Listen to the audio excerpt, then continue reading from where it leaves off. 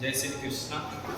मैं मनोज कुमार, आप सभी का श्री श्याम एजुकेशन बादरा में स्वागत है, अभिनंदन है। हम पढ़ रहे थे राजस्थान ज्योग्राफी के बारे में। हमारे जो चैप्टर थे पीछे, उनमें आपको कुछ क्वेश्चन भी दिए थे, उनको जल्दी से जल्दी हल करके कमेंट के माध्यम से भेज दीजिए। अब हम जो शुरू करेंगे वो करेंगे राजस्थान का भौतिक प्रदेश। हम जो आज जो शुरू करने वाले हैं वो शुरू करेंगे राजस्थान के भौतिक प्रदेश के बारे में शुरू करेंगे कि राजस्थान के कौन कौन से भौतिक प्रदेश हैं। अब ये कह रहा है कि हम देखें यहाँ पर राजस्थान के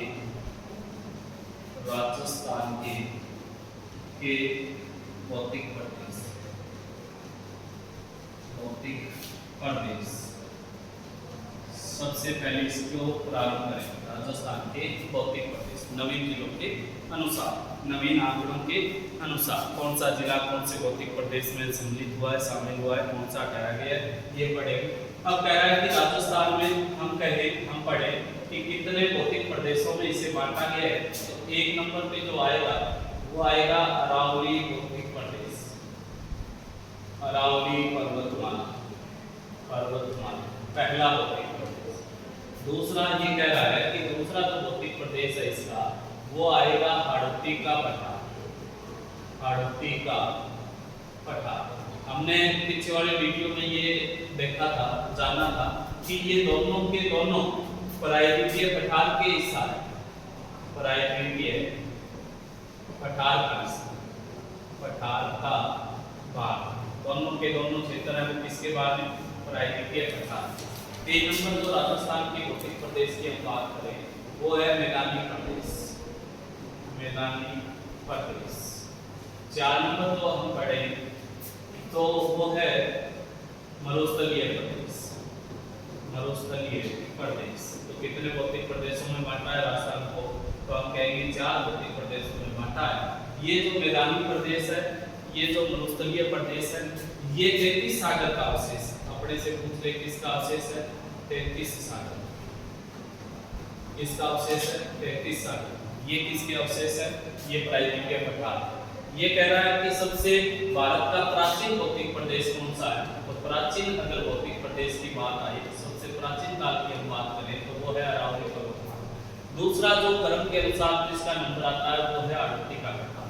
तीसरा जो क्रम आता है राजस्थान में वो आता है मैदानी प्रदेश। और नवीन कौन सा हो जाएगा? नवीन हो जाएगा मरुस्थलीय प्रदेश, जो सबसे लास्ट में बना राजस्थान के अंदर। कई बार क्रम भी हमसे पूछ लिया जाता है कि राजस्थान के भौतिक प्रदेशों का क्रम बताइए। तो पहले पे अरावली, दूसरे पे हाड़ौती, तीसरे पे मैदानी और चौथे पे मरुस्थलीय प्रदेश। ये क्या रहेगा? राजस्थान का क्रम रहेगा। राजस्थान में जो भौतिक प्रदेश है उनकी बातें चल रही है। अब हम अगर इसमें देखें मैप के अनुसार देखें, इसे जानने की कोशिश करें कि कौन सा कहाँ है, कौन से के अनुसार कितने जिले आते हैं, कितने नहीं आते हैं। मैप के अनुसार हम जानेंगे कि मैप में कौन सा कहाँ। ये अपना राजस्थान का आपके सामने मैप है। इस मैप में के अकॉर्डिंग देखें राजस्थान के भौतिक प्रदेशों को। तो देखो सबसे पहले क्या कह रहा है अपने को कि 1 नंबर जो है वो है अरावली पर्वतमाला। 1 नंबर कौन सा था? अरावली पर्वतमाला का मैप के अनुसार देखें तो ये जो बात ये यहाँ दिखाई दे रहा है, ये कौन सा भौतिक प्रदेश है? ये हम कहेंगे अरावली पर्वतमाला। ये भौतिक प्रदेश, ये जो आपको यहाँ से दिखाई दे रहा है अरावली पर्वत। दूसरा कह रहा है कि दूसरा भौतिक प्रदेश कौन सा है? तो दूसरा आपने ये जो हमें यहाँ पर पठारी जो बांध दिखाई दे रहा है, ये जो समतल रूप से यहाँ पर पठारी जो बांध दिखाई दे रहा है, जो प्रायद्वीपीय पठार से जुड़ता है, इसे हम कहते हैं दक्षिणी पूर्वी पठारी बांध या फिर हाड़ौती का पठार।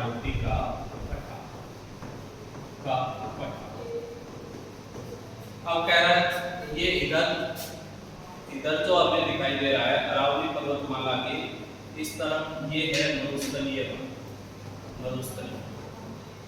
मरुस्थलीय प्रदेश। और जो रह गया इधर से चित्रा हुआ, ये जो बीच में रह गया जहाँ नदियाँ होकर, ये जो भाग है ये है मैदानी प्रदेश। ऐसा प्रदेश मैदानी प्रदेश, मैदानी प्रदेश। अब इसे और ज्यादा सुविधाओं की दृष्टि से, अध्ययन की दृष्टि से और भागों में बांट दिया और प्रकार बढ़ा दिया। जैसे हम देखें कि ये जो पहला है मरुस्थलीय प्रदेश, इसका अगर वर्गीकरण देखें तो इसे दो भागों में बांटा है। एक कह रहा है कि शुष्क मरुस्थलीय प्रदेश, मरुस्थलीय प्रदेश। दूसरा कह रहा है अर्ध शुष्क मरुस्थलीय प्रदेश, अर्ध शुष्क मरुस्थलीय प्रदेश, मरुस्थलीय प्रदेश। इसकी हम बाद में एक सारणी भी बनाएंगे, आगे से आगे डिवाइड होगा वो भी पढ़ेंगे। इसको भी सुविधाओं की दृष्टि से कई भागों में बांट दिया। इससे इधर वाला जो भाग है नॉर्थ जो दिशा है, इसे उत्तरी अरावली, अध्ययन की दृष्टि से हम इसे अलग अलग भागों में पार्ट में पढ़ेंगे। उत्तरी अरावली को बीच में तो ये जो भाग दिखाई दे रहा है, ये बीच वाला ये हो गया मध्य अरावली पर्वत, मध्य अरावली पर्वत। ये जो हमें दिखाई दे रहा है ये हो गया दक्षिणी अरावली पर्वत, दक्षिणी अरावली पर्वत। फिर ये कह रहा है कि इसे भी सुविधाओं की दृष्टि से कई भागों में बांट दिया। जैसे जहां से चंबल नदी गुजरती है तो चंबल बेसिन हो गया, चंबल बाणगंगा बेसिन, बाणगंगा बेसिन, ये भी इसी का पार्ट है। इधर से एक नदी आती है, इधर से जो आगे चलकर चंबल में मिल जाती है, बनास बेसिन, बनास बेसिन इसी का पार्ट है। बनास बेसिन मैदानी प्रदेश का, क्योंकि बनास। इधर से एक नदी आती है यहाँ से माही बेसिन, ये जो मैदानी प्रदेश है ये हो जाएगा माही बेसिन, माही बेसिन। इसको भी हमने तीन पार्टों में बांटा। ये कह रहा है कि दक्षिणी पूर्वी पठारी प्रदेश है, हड़ौती वाला है। इसकी अगर हम बात करें, इसकी तुलना करें तो ये कह रहा है कि इसको भी दो भागों में, इधर से बात करें, ये जो एक ऐसी पर्वत श्रृंखला आपको दिखाई देगी, ये हो जाएगा विंध्यन कंगार, विंध्यन कंगार, विंध्यन कंगार। ये जो नीचे का जो ये पार्ट रह गया, ये जो हमें दिखाई दे रहा है, ये होता है हाड़ौती का पठार, ये है हाड़ौती का पठार। हमने अलग अलग पार्ट पढ़े अलग अलग दृष्टि से, कि मैप की दृष्टि से हमने पढ़ा। अब अगर हम देखें कि इसको और ज़्यादा देखने की कोशिश करें, कि इसको आगे चलें, आगे बढ़े, तो ये क्या कह रहा है? आगे कह रहा है इसमें अपने को कि ये हमारे भौतिक प्रदेश है, इनको डिवाइड सारणी के रूप में करें भौतिक प्रदेशों को। पहला हमने पढ़ा अरावली, अरावली के कितने पार्ट पढ़ाए हमने? तीन पार्ट। कितने? तीन। उत्तरी अरावली, मध्य अरावली और दक्षिणी अरावली, दक्षिण ये अरावली। दूसरा भौतिक प्रदेश हमने पढ़ा हाड़ौती का पठार, हाड़ौती का पठार, हाड़ौती के पठार की बात। इसकी अगर हम बात करें तो इसके कितने प्रकार हमने बनाए? इसके हमने दो प्रकार बनाए। कितने प्रकार? दो। एक विंध्यन, विंध्यन कंगार, दूसरा हमने बनाया इसका हाड़ौती प्रदेश, हाड़ौती प्रदेश, दो प्रकार। तीसरा इसमें कह रहा है कि मैदानी प्रदेश। तीसरा इसमें जो आएगा उसकी हम बात करें, यहाँ कर लेते हैं मैदानी प्रदेश, मैदानी प्रदेश। मैदानी प्रदेश के पार्टों की अगर हम बात करें कि कौन कौन से पार्ट हैं, उनकी हम चर्चा करें। यहाँ पर पहला था बाणगंगा, बाणगंगा, चंबल बेसिन, चंबल बेसिन, ये इसका पार्ट। दूसरा इसका था बनास बेसिन, बनास बेसिन। तीसरा इसका पार्ट था माही बेसिन, माही बेसिक, ये इसका पार्ट है। 4 नंबर हमने जो पढ़ा, 4 नंबर जो हमारा था मरुस्थलीय, मरुस्थलीय प्रदेश, मरुस्थलीय प्रदेश, मरुस्थलीय प्रदेश की अब चर्चा करें। इसकी तो हमने इसके 2 पार्ट पढ़ाए थे। एक पार्ट का नाम था शुष्क, शुष्क मरुस्थलीय प्रदेश, मरुस्थलीय प्रदेश। दूसरा इसका पार्ट था अर्ध शुष्क मरुस्थलीय प्रदेश, अर्ध शुष्क मरुस्थलीय प्रदेश, मरुस्थलीय प्रदेश। अब इसको और ज्यादा जाने कि यदि इसमें डिवाइड हो रहा है आगे से आगे, तो कौन कहाँ डिवाइड हो रहा है उसको देखें। शुष्क मरुस्थलीय प्रदेश को देखें तो एक तो बालुका युक्त, बालुका युक्त प्रदेश, युक्त प्रदेश।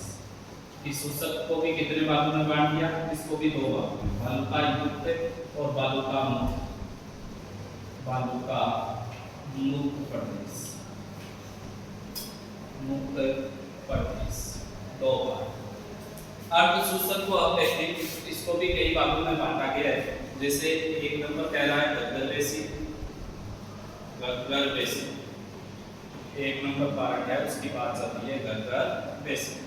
2 नंबर तो इसका एक पार्ट पड़ेगा, उसकी हम बात करें कि लोनी बेसिन, गढ़वाल प्रदेश कहते हैं इसे, लोनी बेसिन। 3 नंबर बात करें कि 3 नंबर इसमें जो आएगा वो शेखावाटी प्रदेश, शेखावाटी प्रदेश। और 4 नंबर आएगा नागौरी उच्च, नागौरी उच्च। ये हमारा भौतिक प्रदेश का वर्गीकरण रहा। अरावली को 3 भागों में बांटा है, उत्तरी मध्य दक्षिण। हाड़ौती वाले को 2 भागों में बांटा, विंध्यन हाड़ौती। मरुस्थल को शुष्क अर्ध शुष्क 2 भागों में बांटा है, फिर शुष्क को पुनः 2 भागों में बांट दिया, बालुका युक्त और बालुका मुक्त। फिर अर्ध शुष्क को कुछ भागों में गग्गर बेसिन, लोनी बेसिन, शेखावाटी प्रदेश, नागौरी उच्च। मैदानी प्रदेश को बाणगंगा, बनास, माही में बांटा है। फिर जैसे बाणगंगा चंबल में कौन कौन से मैदान बनते हैं वो पढ़ेंगे, बनास बेसिन में कौन कौन से मैदान बनते हैं वो पढ़ेंगे, माही बेसिन में कौन कौन से मैदान बनते हैं वो पढ़ेंगे। ये हमने अलग अलग डिवाइड किया। अब हमें इसको एक एक करके पढ़ते चले, क्रम के हिसाब से चले कि कौन सा कहाँ है, कौन सा कहाँ नहीं है। उसके हिसाब से इस मैप में देखेंगे, मैप के अकॉर्डिंग चलेंगे कि कौन सा कहाँ है। अब देखो ये राजस्थान है, राजस्थान में हम देखें कि इधर से शुरुआत करते हैं। सबसे पहले हमारा जो रहेगा कि इधर से शुरुआत करेंगे कि इस अरावली के इस तरफ से चले तो यहाँ पे जो प्रदेश है वो है मरुस्थलीय प्रदेश, मरुस्थलीय प्रदेश, मरुस्थलीय प्रदेश। सबसे पहले तो हमें इस मरुस्थलीय प्रदेश को किन किन नामों से जाना जाता है ये हमें देखना पड़ेगा। मरुस्थलीय प्रदेश नाम, अन्य नाम क्या है? सबसे पहले दिशा है इधर पश्चिमी, तो हम कहेंगे पश्चिमी रेतीला मैदान। इस नाम से भी इसे जाना जा सकता है, रेतीला मैदान, पश्चिमी रेतीला मैदान। दूसरा इसका नाम पूछ ले कि थार का मरुस्थल, इसे ही कहते हैं थार का मरुस्थल, थार का मरुस्थल। पश्चिमी रेतीला मैदान, मरुस्थलीय, थार का मरुस्थल, इसे इन नामों से जाना जाता है। फिर कह रहा है कि थार का मरुस्थल की अगर हम कुछ बात और करें कि थार के मरुस्थल को लेकर हम बात करें, जैसे ये थार का मरुस्थल, ये 2 देशों में स्थित है, 2 देशों में स्थित है, 2 देशों में। अब 2 देश कौन कौन से हैं? एक तो देश होगा इसका, वो होगा भारत, दूसरा इसका जो होगा वो होगा पाकिस्तान। थार का मरुस्थल कितने देशों में स्थित है? तो हम कहेंगे 2 देशों में स्थित, एक भारत और एक पाकिस्तान। अब ये पूछा जाता है कि पाकिस्तान में थार के मरुस्थल को किस नाम से जाना जाता है? तो हम कहेंगे चोलिस्तान के नाम से। पाकिस्तान में थार के मरुस्थल को किस नाम से जाना जाता है? हम कहेंगे चोलिस्तान के नाम से जाना जाता है। फिर कह रहा है कि भारत में कौन कौन से राज्य आते हैं? तो राज्यों की बात करें, राजस्थान आएगा, राजस्थान में मिला है थार का मरुस्थल सर्वाधिक। उसके बाद गुजरात में मिला है, गुजरात। उसके बाद तीसरा स्थान हरियाणा का, हरियाणा में फैला है, फिर पंजाब, पंजाब। तो थार का मरुस्थल कितने राज्यों में फैला है? तो हम कहेंगे भारत के 4 राज्यों। कितने राज्यों? 4। भारत पाकिस्तान में फैला। अब ये कह रहा है कि पाकिस्तान में इसका कितना प्रतिशत, यहाँ पे पाकिस्तान है, यहाँ पे कितना प्रतिशत है थार का मरुस्थल? तो विश्व के संदर्भ में 20% जो हिस्सा है वो है पाकिस्तान के पास, और 80% जो हिस्सा है वो है भारत के पास। विश्व के संदर्भ में देखें तो 80% हिस्सा थार के मरुस्थल का किस देश के पास है? भारत देश के पास। अब कह रहा है कि मरुस्थलीय प्रदेश में जिले कितने आते हैं? हमें तो बात करनी है हमारे राज्य राजस्थान की, इसकी बात करनी है राजस्थान का। हम देखें कि राजस्थान के कितने जिले आते हैं। नवीन जिले कौन से जोड़े गए हैं? राजस्थान के जिले कौन कौन से जिले इसमें आए? जिलों की बात करें तो इसमें कह रहा है कि इधर से हम चलें कि गंगानगर के बाद इसमें देखें मानगढ़, यहाँ पे गंगानगर इसी में आएगा, गंगानगर के पास मानगढ़ इसी में आएगा, मानगढ़ के बाद बीकानेर इसी में आएगा, बीकानेर के नीचे अभी एक नवीन जिला बना है फलोदी, पहले नहीं था, याद रखना कि नवीन कौन सा ऐड हो गया इसमें? फलोदी, फलोदी भी इसी में आएगा, नवीन है। फलोदी के बाद जैसलमेर भी इसी में आएगा मरुस्थलीय प्रदेश में। फिर कह रहा है कि बाड़मेर भी इसी में आएगा, बाड़मेर से अलग करके यहाँ पे एक जिला बना है बालोतरा भी इसी में आएगा। तो नवीन दूसरा कौन सा हो गया? बालोतरा। नवीन जिला कौन सा हो गया? बालोतरा। फिर हम इधर चले अजमेर से एक अलग करके ब्यावर का कुछ हिस्सा भी इसी में आता है। तो नवीन कौन सा हो गया? ब्यावर को भी मरुस्थलीय प्रदेश में शामिल किया गया है। फिर कह रहा है कि हम और चले नागौर, और नागौर से अलग करके जिला बना है भीलवाड़ा कुचामन। तो ये भी एक नया जिला इसमें ऐड कर दिया गया, भीलवाड़ा कुचामन। ये भी एक नया जिला है। इसके अंदर कितने नए जिलों की बात चल रही है? फिर बात करें कि चूरू आएगा, चूरू के बाद कुछ हिस्सा दोनू का आएगा, कुछ हिस्सा इसमें सीकर का आएगा, सीकर के बाद कुछ हिस्सा इधर कोटपुतली बहरोड का आएगा, कुछ ही हिस्सा आएगा कोटपुतली बहरोड। फिर जैसे बात करें कि जोधपुर आएगा, जोधपुर से अलग किया गया है फलोदी। जोधपुर के जैसे बात करें कि पास में पाली है, पाली आएगा। पाली के जैसे बात करें कि इधर जालौर है, जालौर आएगा। ये सारे के सारे जिले किसमें आएंगे? ये मरुस्थलीय प्रदेश में आएंगे। नवीन जिलों की बात करें तो फलोदी आएगा, बालोतरा आएगा, ब्यावर आएगा और भीलवाड़ा कुचामन। ये 4 जिले जो नवीन है वो किसमें किए गए? मरुस्थलीय प्रदेश में किए गए। अब इसका ये आता है कि राजस्थान में कुल इसका क्षेत्रफल कितना है? राजस्थान में इसका बात करें, क्षेत्रफल की बात करें कि मरुस्थलीय प्रदेश का क्षेत्रफल कितना है, जनसंख्या कितनी रहती है, उसके संदर्भ में देखें तो राजस्थान में क्षेत्रफल है 61%। कितने प्रतिशत?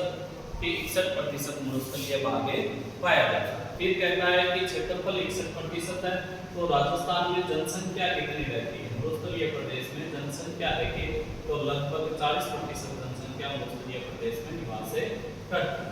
राजस्थान की 40% जनसंख्या वो कहाँ निवास कर रही है? मरुस्थलीय प्रदेश में। क्षेत्रफल 61%। तो इस दृष्टि से देखें, क्षेत्रफल की दृष्टि से देखें तो राजस्थान का क्षेत्रफल की दृष्टि से बात कर रही है, राजस्थान का सबसे बड़ा भौतिक प्रदेश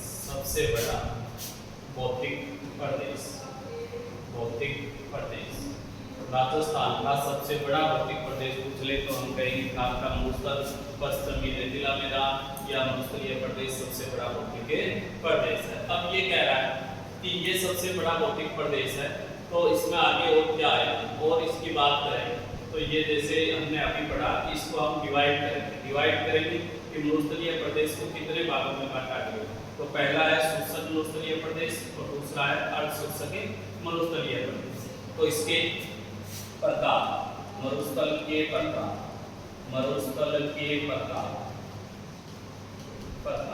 पहला हो जाएगा इसमें शुष्क मरुस्थलीय प्रदेश, मरुस्थलीय प्रदेश। दूसरा हो जाएगा इसमें अर्ध शुष्क मरुस्थलीय प्रदेश, अर्ध शुष्क मरुस्थलीय प्रदेश।